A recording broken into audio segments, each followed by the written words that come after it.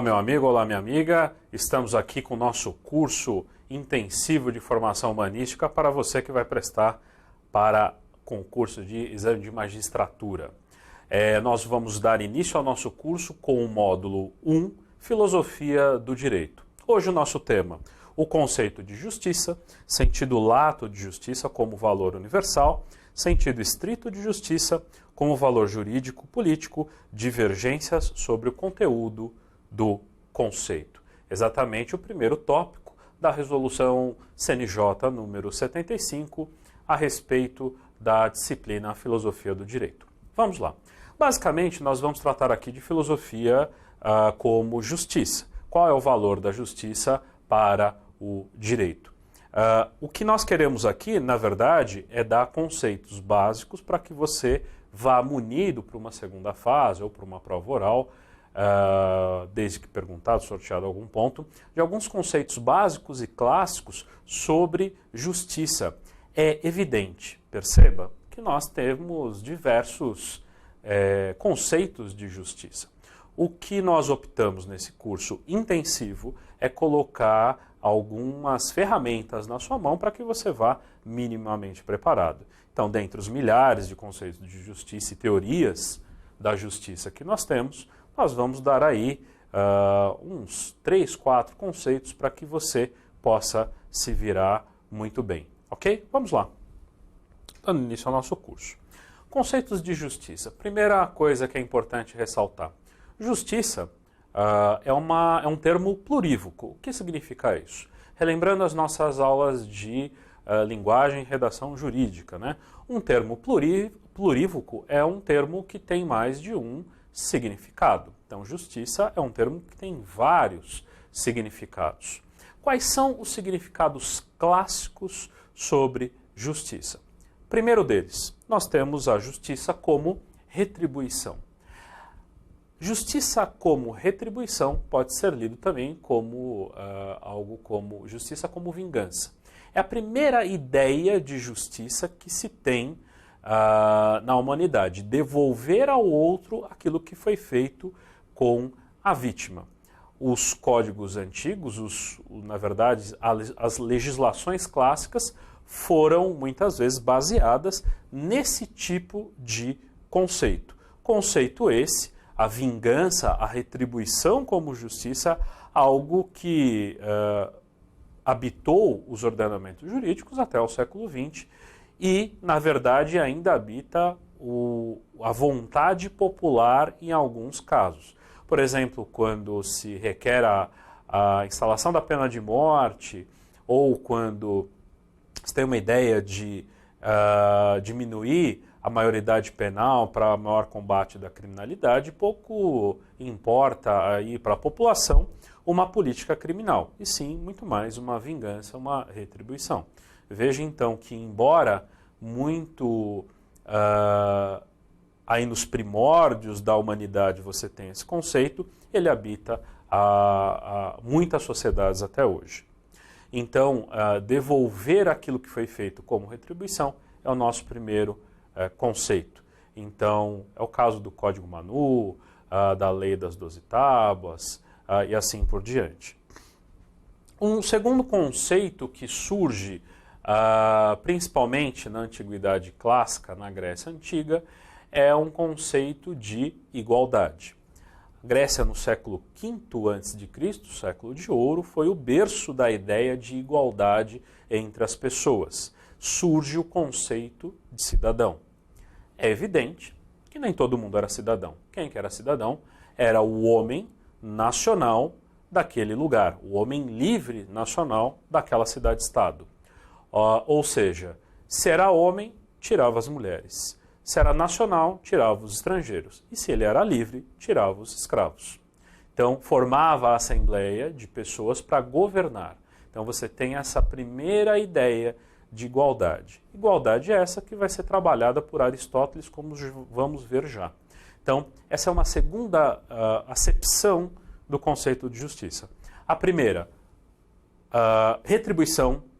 A segunda, nós temos igualdade, uma ideia de igualdade que teve o berço na Grécia Antiga, só para você ter um referencial histórico bem básico, bem simples. Ele nasce na Grécia Antiga, ele tem um reforço histórico com o advento do cristianismo, quando você tem uma doutrina em que fala que todos os homens são iguais, não há diferença por conta do nascimento, por conta da sua origem, da sua casta, da sua religião.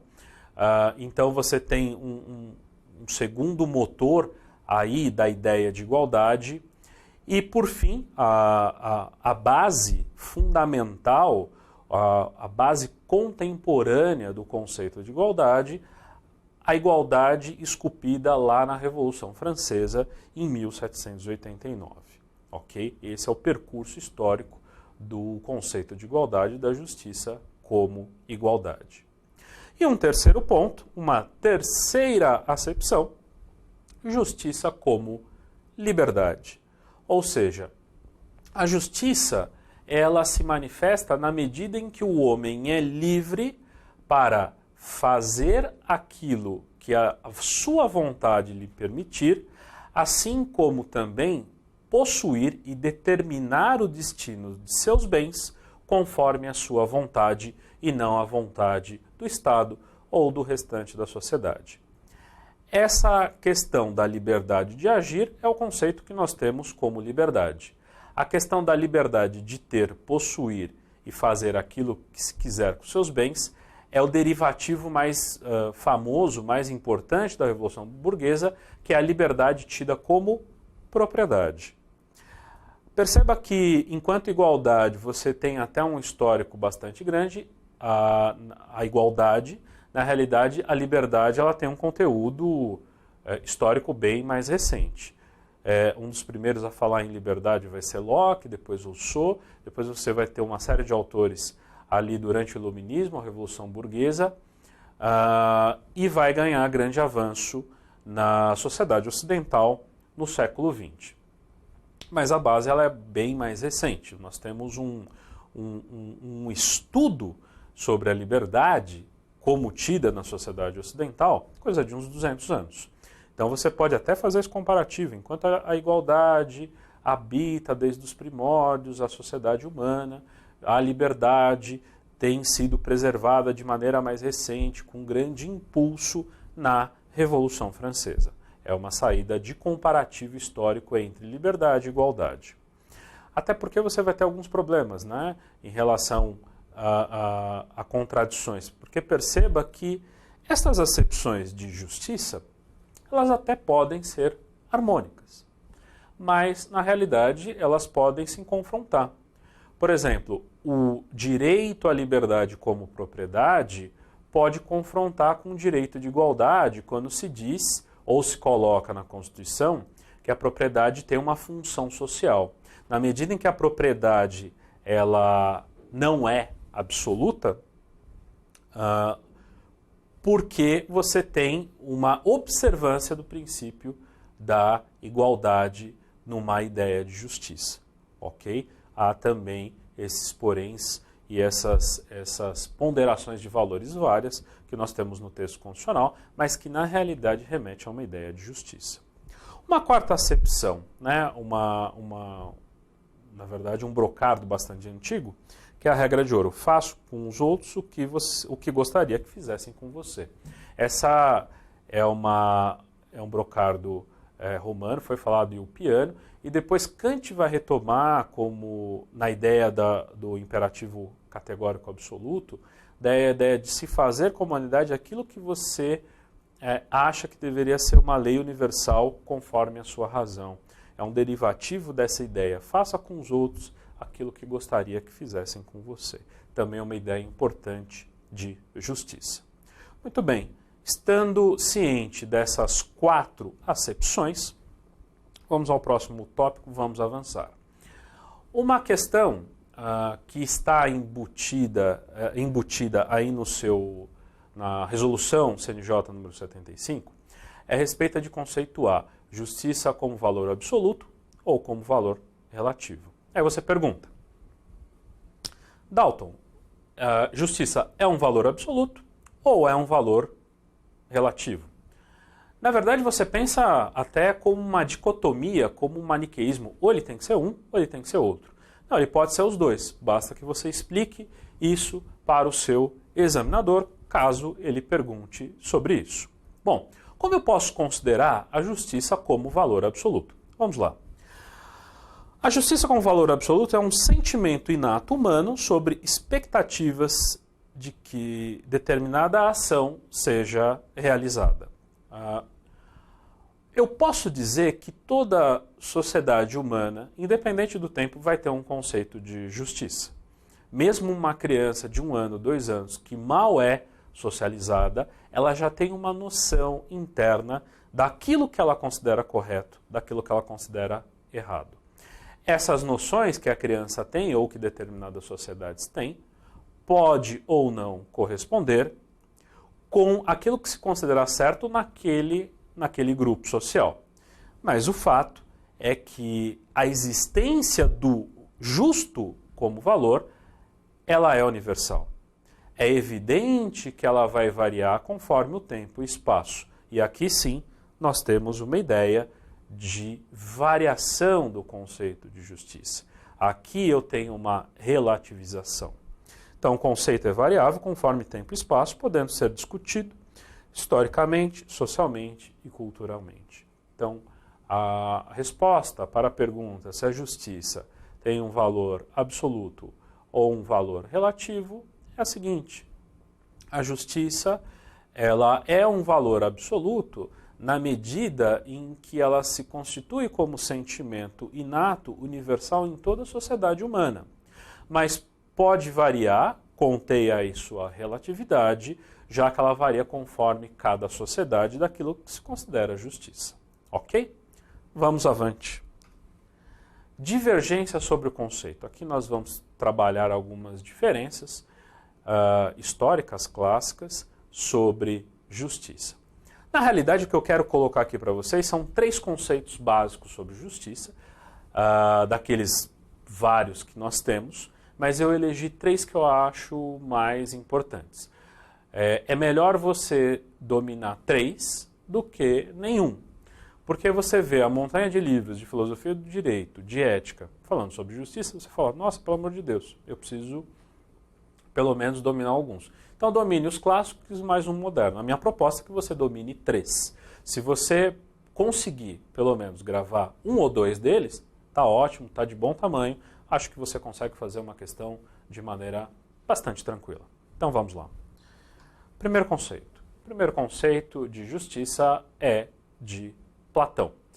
Platão, os gregos, na verdade, desde os pré-socráticos, tinham uma ideia de definir qual era a virtude mais importante. Você definia, você diferenciava as atitudes das pessoas em vícios e virtudes. Então, Platão vai dizer que justiça é a virtude suprema. Por que justiça é a virtude suprema?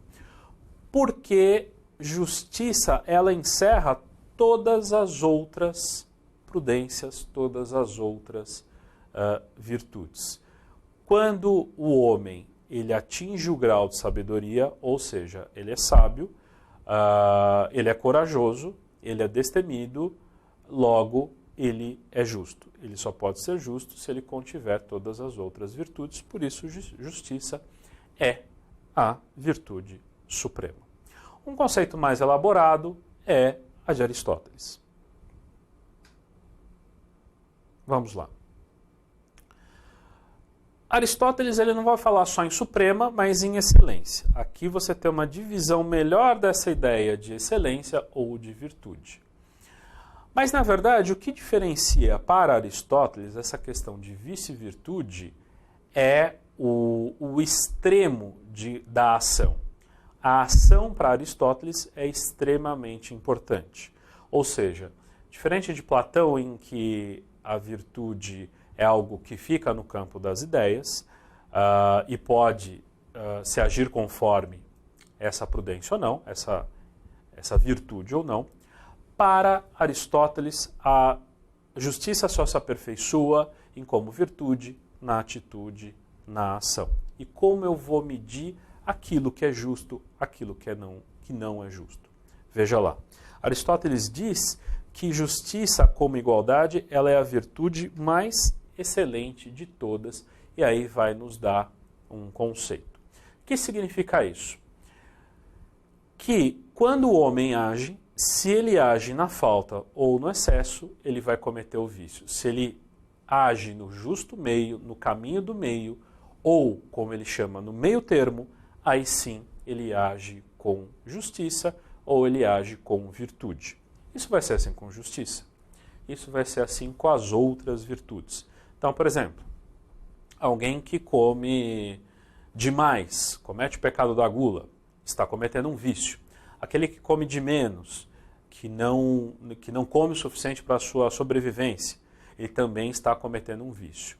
No meio de dois extremos, da falta e do excesso, você tem o meio termo, o caminho do meio, e aqui você tem a virtude. Uma pessoa ponderada, equilibrada para falar, ela age conforme uma virtude. Se ela é muito nervosa, ela é muito irada, ela comete um vício. Se ela não tem energia para falar, ela é sem energia, ela é apática, ela também comete um vício. Então, o meio termo é ser uma pessoa ponderada ou ter prudência. No caso da justiça, Aristóteles vai falar o seguinte: a justiça é a virtude mais excelente de todas. Primeiro, por quê? Porque na falta da justiça, você comete injustiça. Mas no excesso de justiça, você não tem vício, você tem mais virtude. Então não existe essa dicotomia entre um e outro. Por quê? Caso um homem seja muito justo, na verdade ele está praticando mais virtude. E uma outra característica é a mesma ideia de que justiça encerra todas as outras virtudes. O homem justo, ele é prudente, ele é corajoso, ele é equilibrado. Por fim, então, a justiça ela passa a ser a mais excelente de todas por conta dessas questões. Vamos lá. 2 conceitos importantes de justiça para Aristóteles. Primeiro deles, a ideia de uma justiça distributiva ou igualdade geométrica. Caso você queira conferir, isso está lá no Ética Nicômaco, livro 5º. Livro que, na verdade, é o capítulo. Você fala, professor, eu vou ler Ética Nicômaco inteiro. Não, caso você queira ler, eu acho que isso aqui já está mais que suficiente. Mas caso você queira ler, é um capítulo do Ética Nicômaco, ok? Então, mas basicamente funciona dessa maneira. Tem 2 tipos de justiça. A justiça distributiva, que se resume numa igualdade geométrica. Como é essa justiça? Pode ser expressa na frase que Rui Barbosa falou, conforme esse ensinamento de Aristóteles. Tratar os iguais de forma igual e os desiguais de forma desigual. Isso não significa só aplicar a justiça para aquele que tem menos, fazer alguma espécie de compensação. É muito mais que isso. É distribuir esse tipo de justiça, serve para as honrarias, para os méritos. Aquele que alcança mais méritos, ele vai ter uma maior distribuição de ganhos. Por isso, essa justiça distributiva. Por outro lado, nós temos a justiça corretiva. A justiça corretiva, aí sim, você tem uma igualdade aritmética. Como funciona isso? Aplicada quando houver o sinalagma ou uma relação bilateral. Veja aqui que eu vou desenhar para vocês. Então, aqui embaixo, veja aqui. Justiça corretiva, igualdade aritmética. Vamos colocar um traço aqui. Numa situação de equilíbrio, ok? Ela foi turbada por algum evento externo. Aristóteles propõe que, na realidade, quando você tem esse tipo de perturbação na ordem, você tem que repor esta ordem na medida em que ela foi perturbada. Então, vamos imaginar o seguinte. Vamos supor que alguém tenha cometido um delito. E esse delito, segundo Aristóteles, ele seria mensurável. Então, esse delito teria mais ou menos esse tamanho que vocês estão vendo aqui na tela, no nosso PowerPoint. Vamos imaginar que esse delito fosse mensurado em A. Ok? Eu tenho um delito de um tamanho A. Eu preciso aplicar uma sanção? Sim. Não só para punir esse indivíduo, mas, na realidade, para voltar ao status quo ante, para voltar à situação do jeito que estava. Por isso, a sanção ela deve ser proporcional a A. Ou seja, eu vou aplicar uma sanção B proporcional ao delito A. Essa justiça corretiva propõe Aristóteles que seja feito sempre que houver uma relação sinalagmática, ou seja, uma relação bilateral em que haja uma troca.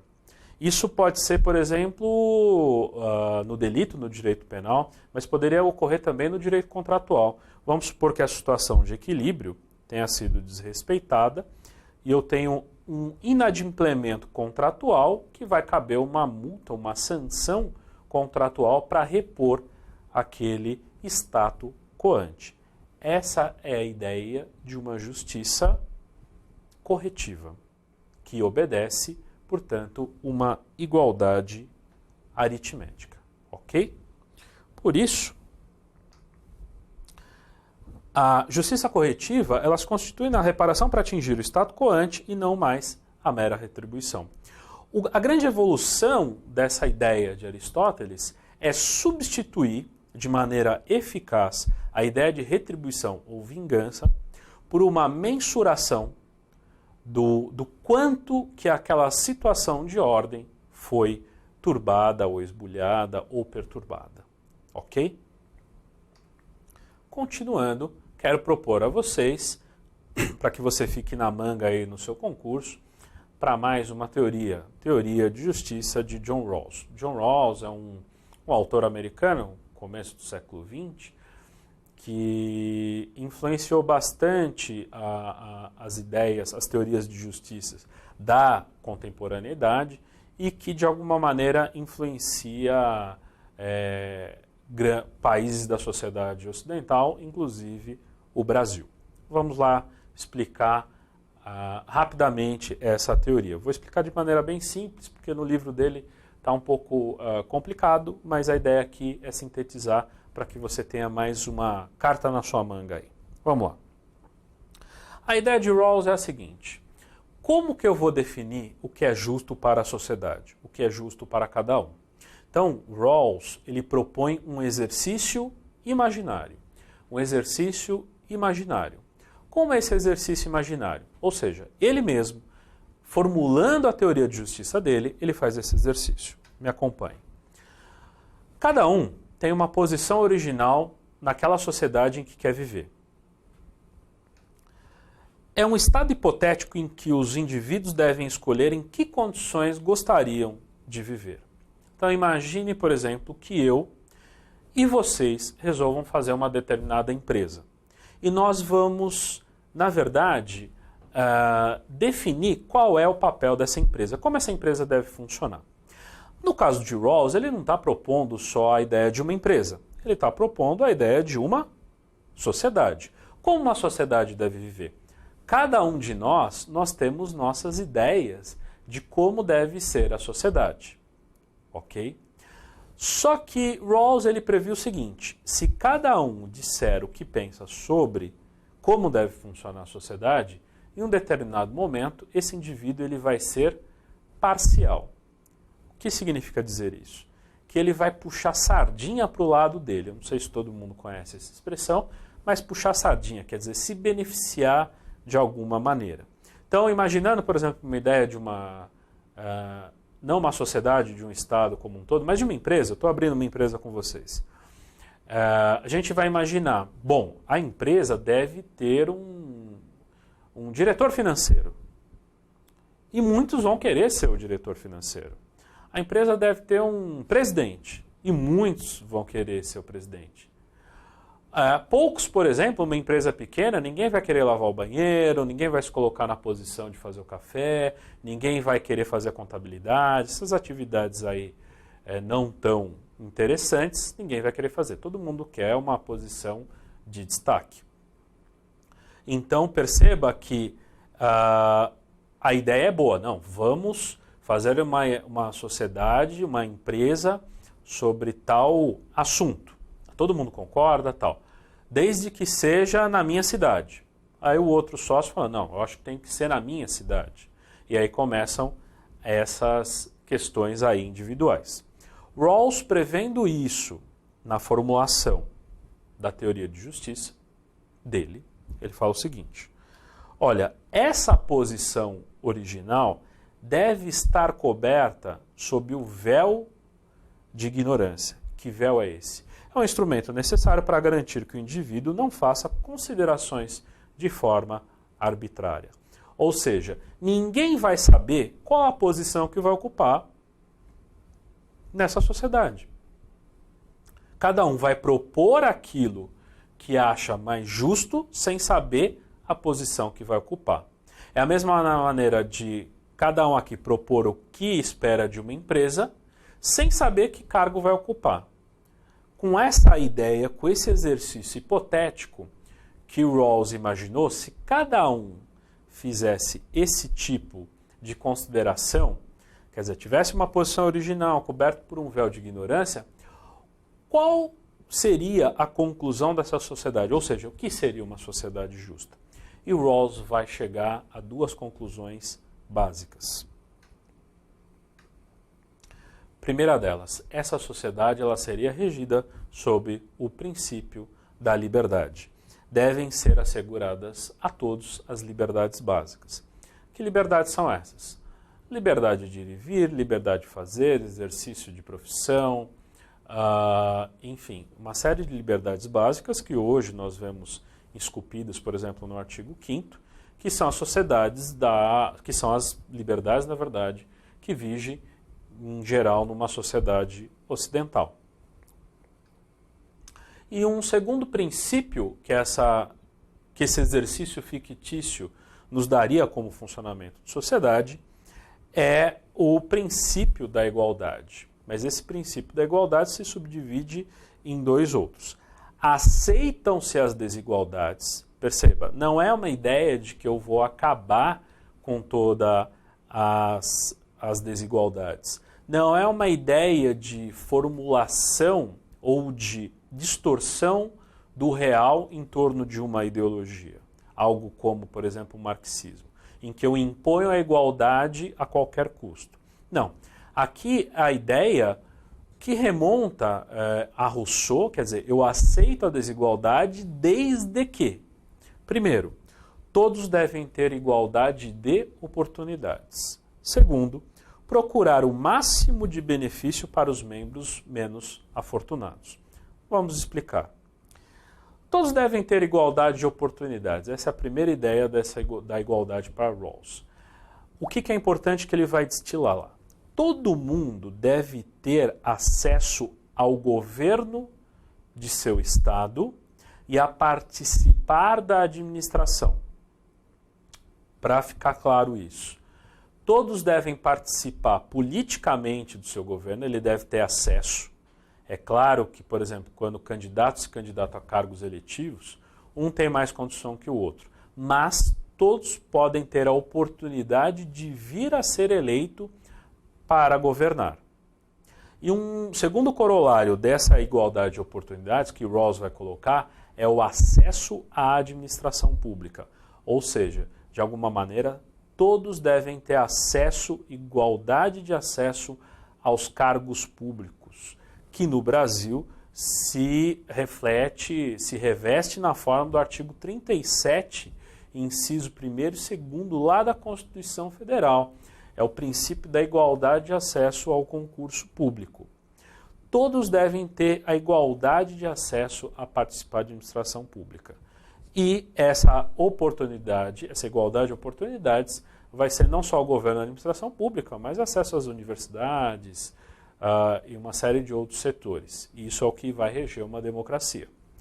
E um segundo princípio, procurar o máximo de benefício para os membros menos afortunados. O que ocorre? Segundo Rawls, você deve garantir uma igualdade de condições. Condições de competição. Ocorre que nem todos têm as mesmas condições. Então, nos Estados Unidos, onde foi criada essa teoria, existia a questão importante da divisão entre negros e brancos. Quer dizer, os negros não tinham, os pobres, os latinos, não tinham as mesmas condições que muitos brancos daquela sociedade. O que você faz então? Não é que você simplesmente considera como igual.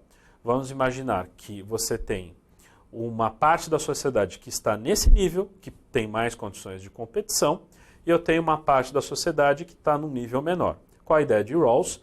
Eu elevo, na verdade, eu diminuo a diferença entre esse nível para que os dois possam ter condições de acesso iguais. Então, eu não forço uma igualdade de cara. Na verdade, eu dou oportunidades para esse que não teve, para que ele possa ter igualdade de condições. Então, seria mais ou menos o seguinte no Brasil, que uma diferença que é muito cara. A diferença do aluno de escola pública e escola privada que vai concorrer à universidade pública. No Brasil, aquele que cursa uma escola particular tem mais condição, por exemplo, para passar no vestibular, em geral, do que aquele que cursou a escola pública. Isso nem sempre foi assim. Há 40 anos era o contrário, mas hoje é assim que está. Então vamos imaginar que pela ideia de Rawls, como que eu garanto esse indivíduo da escola pública que ele tenha igualdade de acessos? Né? O que seria aqui uma ideia de ação afirmativa? Um reforço escolar ou um pagamento de um cursinho extra além da escola para que ele consiga ter igualdade de condições para concorrer com aquele aluno de escola privada. Uma outra ideia que também vingou nos Estados Unidos e que foi exportada para o Brasil é a ideia da ação afirmativa como cotas.